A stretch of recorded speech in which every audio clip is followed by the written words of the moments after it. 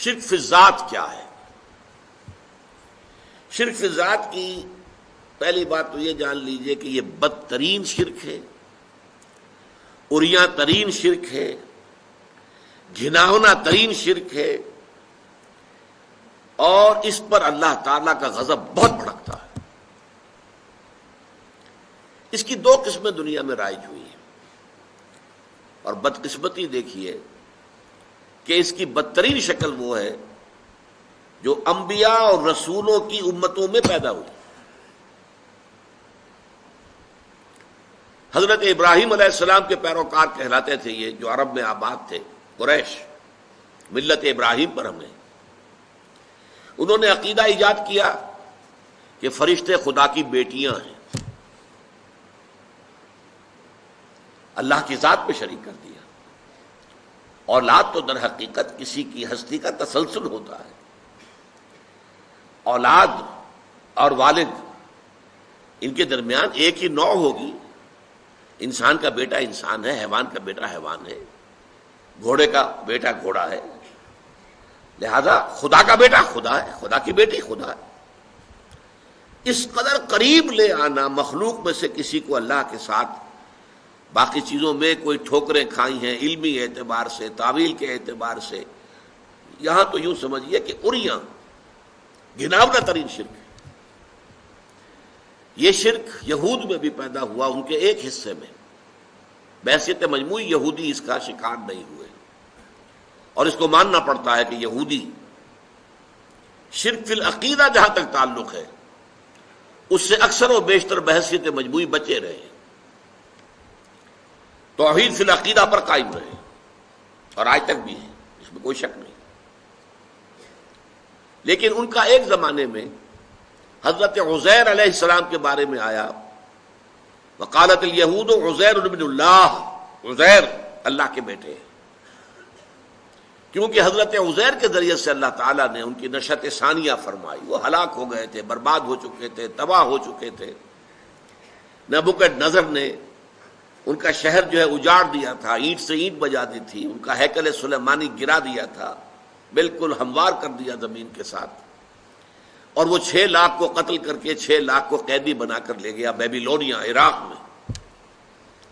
اس قدر پستی کے بعد پھر حضرت عزیر علیہ السلام ذریعہ بنے ان کی دعوت توبہ، لوگوں توبہ کرو، رجوع کرو اللہ کی جناب میں، اپنے گناہوں سے توبہ کرو، اپنی خطاؤں پر استغفار کرو، چیخو چلاؤ گڑ گڑاؤ اللہ کی جناب۔ یہ جو ان کی توبہ کی پکار تھی، اس سے ان کے اندر ایک اصلاح کا عمل پیدا ہوا، پھر دنیا میں انہیں ایک سربلندی حاصل ہوئی۔ تو حضرت عزیر جو ہیں وہ یوں سمجھیے کہ ان کے مجموعی طور پر ہلاک اور ختم ہو جانے کے بعد اثر نو ایک حیات تازہ جو انہیں ملی دنیا میں، ان کی تاریخ میں، تو وہ حضرت عزیر کے ذریعے سے۔ لہذا ان کی محبت، ان کی عقیدت، ان کا مقام اور مرتبہ جو ان کی نگاہ میں ہونا چاہیے تھا، اس کا نتیجہ یہ نکلا کہ انہوں نے اللہ کا بیٹا قرار دے دیا، ابن کے لفظ سے۔ البتہ اس کی وضاحت میں کر دوں گا کہ ابن اور ولد میں فرق ہے، لیکن یہ معاملہ جو ہے جو پہنچا ہے اپنے کلائمیکس کو، نقطہ عروج کو، وہ عیسائیوں کے ہاں حضرت عیسیٰ علیہ السلام کو خدا کا بیٹا قرار دیا، اور اس درجے آگے بڑھے صلبی بیٹا، یعنی تاکہ یہ نہ ہو کہ کوئی استعارہ ہم کہہ رہے ہیں، یہ استعارہ نہیں ہے۔ استعارتاً تو ہم سبھی اللہ کے بیٹے ہیں، اللہ ہم سب کا باپ ہے، جیسا اللہ تعالیٰ جو ہے بائبل میں بھی آتا، حضرت مسیح کہتے ہیں میرا اور تمہارا آسمانی باپ۔ جیسے باپ جو ہے اولاد کی پرورش کرتا ہے، ایسے اللہ پالتا ہے تمہیں۔ تو ایک مشابہت ہے باپ میں اور اللہ میں، اس کی ربوبیت، لیکن وہ مشترک لفظ ہو، میرا اور تمہارا آسمانی باپ۔ لیکن انہوں نے وہ حضرت مسیح علیہ السلام کو خاص صلبی بیٹا قرار دیا، ولد، اولاد، اصل اولاد، صلبی بیٹا۔ یہ جو بدترین شرک ہے، دیکھیے اس کا توڑ کرنے کے لیے قرآن مجید میں سب سے نمایاں تو وہ چھوٹی سی سورت، سورہ اخلاص، اور وہ ثلث قرآن کے مساوی قرار دی حضور نے، تہائی قرآن کے برابر ہے اپنے مرتبے اور اپنے مقام کے اعتبار سے۔ قل هو اللہ احد اللہ الصمد لم یلد ولم یولد ولم یکن لہ کفوا احد، کہہ دو وہ اللہ اکیلا ہے، تنہا ہے، تمام کائنات کا سہارا ہے، نہ اس نے کسی کو جنا نہ وہ جنا گیا، اور کوئی اس کا کفو نہیں ہے، ہم پلہ ہم سر برابر۔ کفو کا لفظ اردو میں بھی مستعمل ہے، برابری والے۔ تو چونکہ اولاد جو ہے وہ تو آپ کو معلوم ہے کہ پنجابی میں ایک لفظ استعمال ہوتا ہے شریکہ، یہ چچا تائے کے بیٹے جو ہیں یہ شریکہ ہوا نا ان کا، یہ تو گویا کہ اگر اللہ کے ساتھ کسی کو بیٹا بیٹی بنا دیا جائے تو شریکہ ہو گیا اللہ کے ساتھ، اور شریکہ جو ہے وہ دشمنی کی بنیاد ہوتی ہے۔ اسی طریقے سے بڑی پیاری آیت ہے سورہ بنی اسرائیل کی آخری،